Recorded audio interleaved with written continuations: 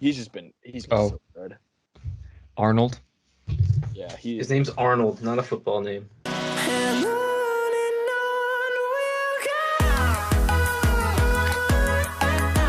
Welcome to another episode of Boom or Bust, the draft show. Max Chadwick alongside Tate, Sigworth, and Nick Merriam. So Donnie Pickin' Spreads messaged me the other day and said, hey, my friend wants to know, when are you guys going to start doing scouting report videos?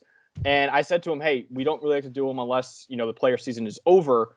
Well, unfortunately for this guy, his season is over, so we're going to do him. Still probably first-round pick, Drake London, the USC wide receiver who suffered a fractured right ankle against Arizona. Before we start the video, please like and subscribe to the channel. Be sure to follow our Twitter, Instagram, TikTok at Boom or Bust Draft. We're on YouTube. Anywhere you get your podcasts, check out the merch store where Nick needs to go because Nick plays rugby, lost his sweater, so he decided to wear our sweatshirt, which doesn't hold up in rugby conditions, but it holds up everywhere else. But look at that right there. That rip is sizable, I would say. So Nick will be heading to that merch store. Make sure you get there before him to get all the hottest merch at our merch store. And please, again, subscribe to the channel. We're getting dangerously close to 2,000 subscribers. And if we can get that with this video, we'll be very grateful. So let's go over Mr. Drake London. He is a junior, 6'5", 210 pounds, former 4-star recruit, number 247 overall, and number 35 receiver in the class of 2019 coming out of California. In 8 games this year, he had 88 catches for 1,084 yards and 7 touchdowns. In his career, he had 160 catches for 2,153 yards and 15 touchdowns. Also, not the only sport he played at USC. He played a couple games for the USC basketball team a couple years ago. So, Tate, let's start off with you. What do you love, man, when you watch Drake London? Well, the contested catches is, I think, the easiest thing. If you follow us on Twitter, at BoomerBuzzDraft, plug Twitter again. Pretty much every week we've been treating Drake London highlight reel contested catches that just make you wonder, how in the hell did he catch that? Mobbed by like 2 or 3 defenders going up in the air, like just being a physical, strong dude, making these crazy catches every single week so far this year until he got hurt. I mean, it was absurd the pace he was on. He's big, 6'5", 210, like Max mentioned, but he's also kind of a yak king. Low-key shifty for his size. At the time of his injury, he was 4th in the nation in yards after the catch, which is pretty surprising. I know he has a huge number of targets and catches, and the stat line is crazy, but still, for someone who's 6'5", 210, to be moving the way Drake London does is exceptional. And he was the USC offense in 2021. Don't know what they do from here. He was averaging 14 targets a game. He had 20 targets versus Utah. At the point he got hurt, he had 33% of the QB targets for USC. 33%, a third of the targets in the pass game going to Drake London. Comparable wide receivers in this class: Treylon Burks, only 25%. Romeo Doubs, 16. Jahan Dotson, 27, still less. David Bell, who else is on Purdue? He's at 19%. Zay Flowers, who else is on Boston College? 22. These are just other examples. That is an insane stat. Only 1 game in 2021 with less than 100 yards. He had 81 versus Arizona before he got hurt. I'm not counting that game. And then, yes, dual sport recruit, played USC basketball. And then also I know I'm just probably stealing everything you guys are saying. I'm sorry I'm going on forever. He played in the slot before this year, and then this year lined up outside. So you can line him up inside, line him up outside. He can go both ways. So, yeah, I don't know what you guys are going to talk about. Sorry about that. But that's the lowdown on Drake London. Yeah, 9% more than Romeo Doubs, who famously on team that is just Carson Strong Romeo Doubs. So that's impressive. No, not 9, not 9. What is that? 33 minus 16 is 17. Oh, it's 33. 15, I heard something 17. 15. Yep. More. So just we're math majors. 17. Jesus, come on, guys. So the USC's screwed, right? All right, but anyways, Drake London, what is he good at that Tate didn't mention? Well, just getting into it, yes, big body, obviously. The hands are great. He's going to be a contested catch king at the next level. But underrated, I think, and we've discussed this in the show before, is that the guy is actually a pretty good after the catch player. He's a tough runner. I don't know that he necessarily runs low, but he's just he's a big dude. He's a body, right? He's able to run through tackles. They've actually given him the ball a couple of times on end arounds, jet sweeps, stuff like that. I wouldn't call him shifty, but he definitely can kind of gobble up the turf underneath him. He runs pretty well for his size. Now, that doesn't necessarily translate, I think, to his ability to get open on routes. But what I think he is a route runner, not really a quickness guy, not really a release guy. He does have that physicality that can help him gain separation, but I think he's really patient. And you'll see him kind of settle into soft zones, find that space, and then when he has corners or safeties crashing down on him, he's got excellent body control, gets his hands in the right spot, uses his body to shield, and take in passes that often end up being contested. Because Keaton Slovis doesn't necessarily have the processing speed that has allowed him to deliver him these wide open targets all the time. But I think kind of that IQ of finding space, being patient, taking what the defense has given him has made his production work a lot this year. And just the added benefit of being able to play inside, outside, do a couple of extra things, catch some balls that other guys can't because of that size in his hands, get some extra yardage because of his power and ability to turn upfield and run. Kind of gives him a little bit more than just your average possession receiver, and it's the reason why he's as high up in this draft as I think as we are saying he's going to go. Yeah, despite the injury. Yeah, exactly. You guys basically hit it all. I mean, you could tell he played basketball is really what this boils down to. Like, he's 6'5", massive receiver, uses that height to his advantage. 50-50 balls to him, or like 60-40, 70-30 balls.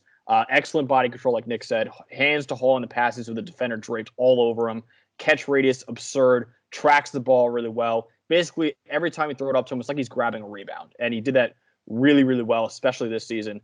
Guys mentioned again, absolute load to bring down in space. You see sometimes bigger receivers are easily tackled because obviously, you got more weight to carry around with you. He is surprisingly agile and / fast, I guess, for his size. He's very difficult to tackle in space. Like Tate mentioned too, played mostly in the slot in 2019 and 2020. Mostly outside this year. So that was a big concern for me going into this season was, hey, this guy is a big receiver, yeah, but he's been mostly a slot receiver. This year, played on the outside. He was the best receiver in the country, and he's playing mostly outside. So he showed he can win from either alignment.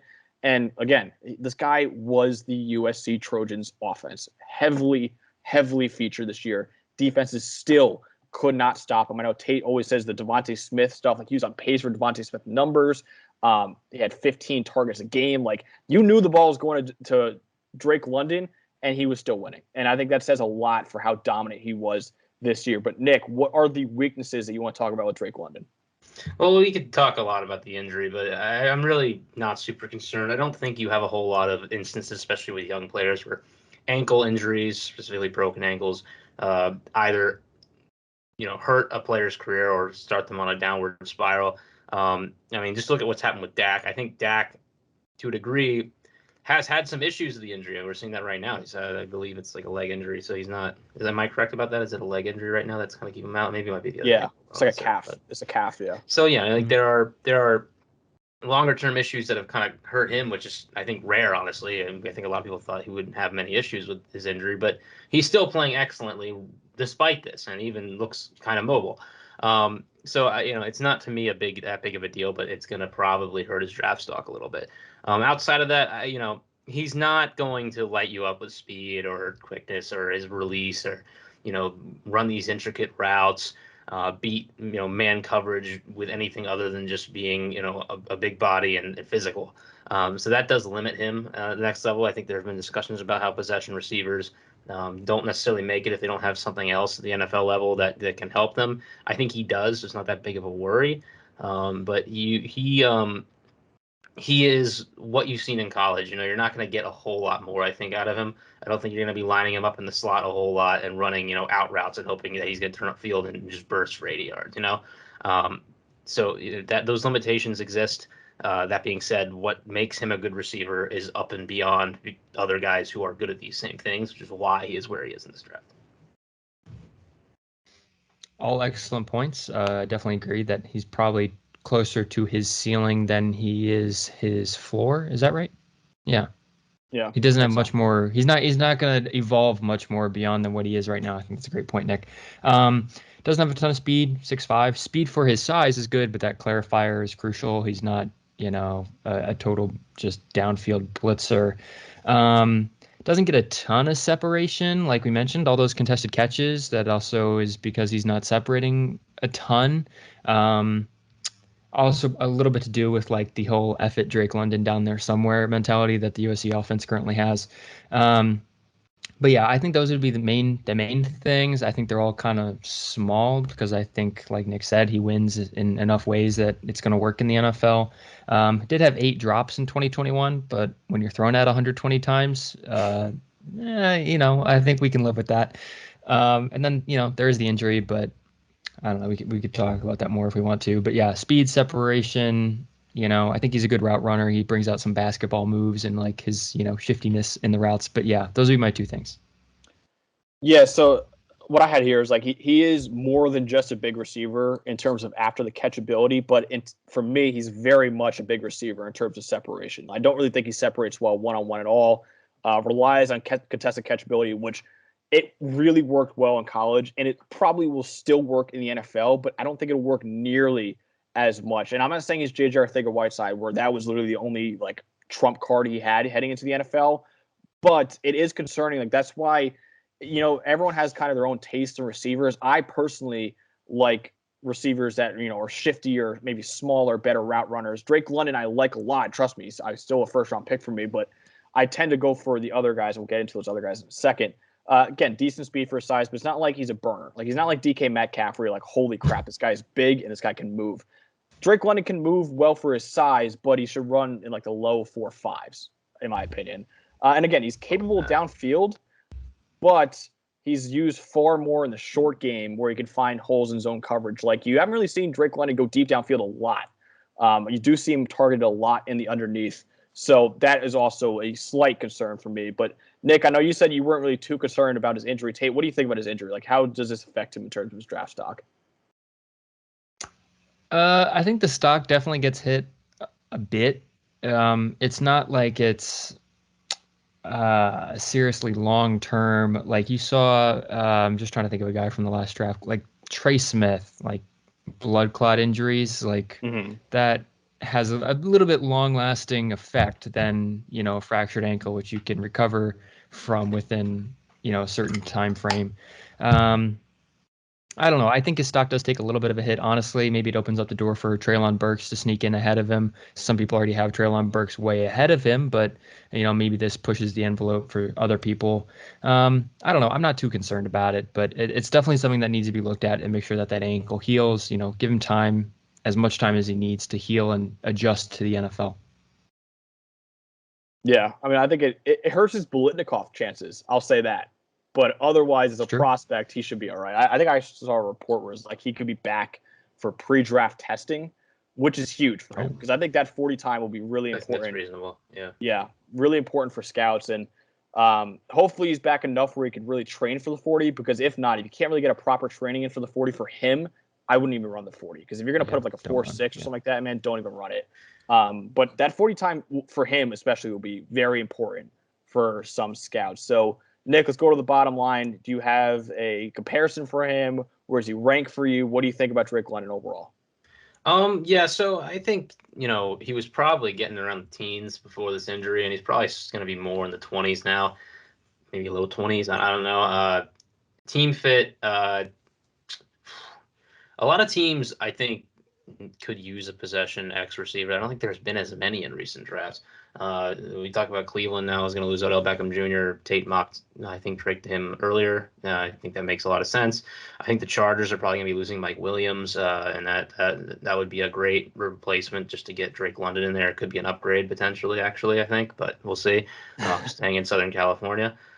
So any of those teams are drafting kind of lower in the playoffs, teams losing wildcard weekend, those teams could be looking for a receiver. Probably honestly in a similar range to Treylon Burks we just talked about, and it could honestly be more about scheme fit offensively that determines which of those guys go first, in my opinion. Although the injury, I guess, could be also a tiebreaker for a lot of teams.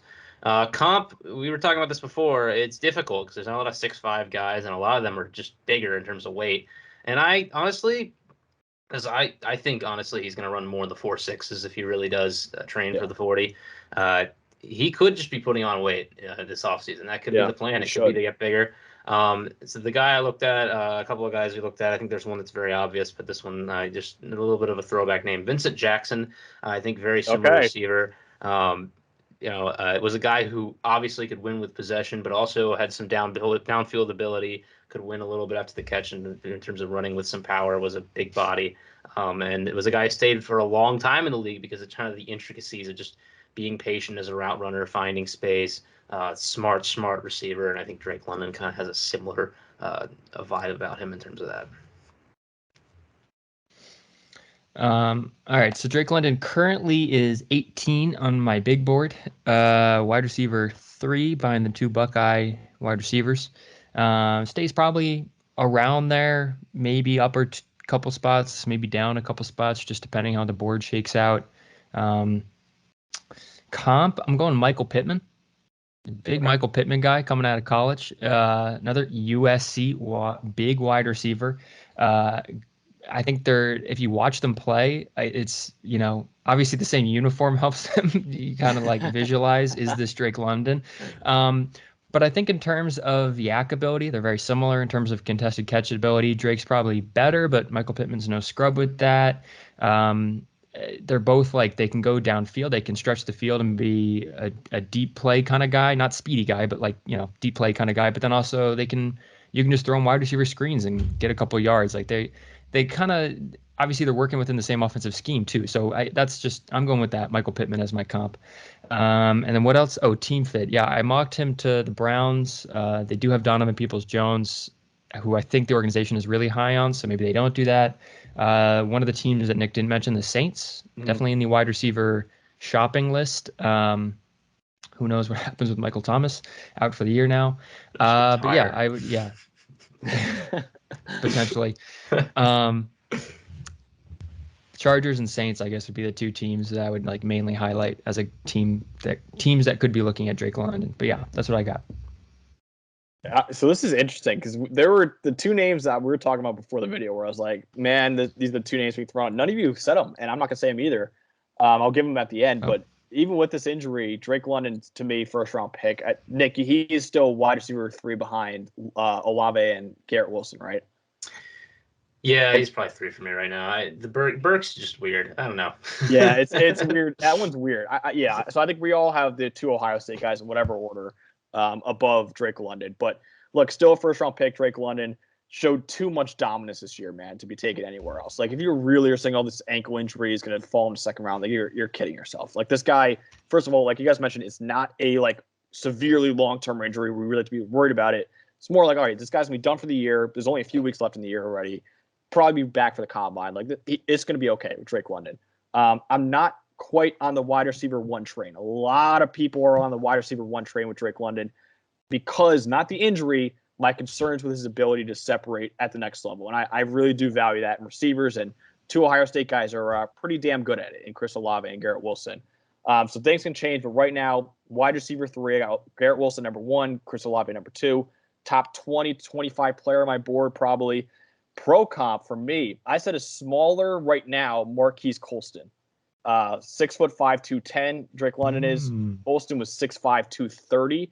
And I agree with Nick. I think he needs to just put on weight, man, and really commit to being this kind of receiver. Because both one from the slot, both one from outside, great body control, great in contested situations. Also, both weren't really downfield receivers much in their careers. They were underneath receivers that could beat you after the catch and break tackles. The 2 guys who I said that I was surprised that none of us said them. I've heard Brandon Marshall a crap ton for Drake London, and I heard so Brandon Marshall was one, and the other one, Mike Evans. Mike Evans was the other one that I heard a ton for Drake London. I don't know. I'm kind of happy that we all went a different route because those are the ones I've literally heard everyone say for Drake London. But yeah, that's what we got on Drake London, who's still, in our opinion, a first-round pick even after the injury. Please like and subscribe to the channel. Of course, be sure to follow our Twitter, Instagram, TikTok at Boom or Bust Draft. We're on YouTube, anywhere you get your podcasts. Check out the merch store below where Nick will be heading. And please get us to 2,000 subscribers. We're getting really close to there. And please follow us again on all of those social media accounts as well. So for Tate Sigworth and Nick Merriam, I'm Max Chadwick. Have a great day.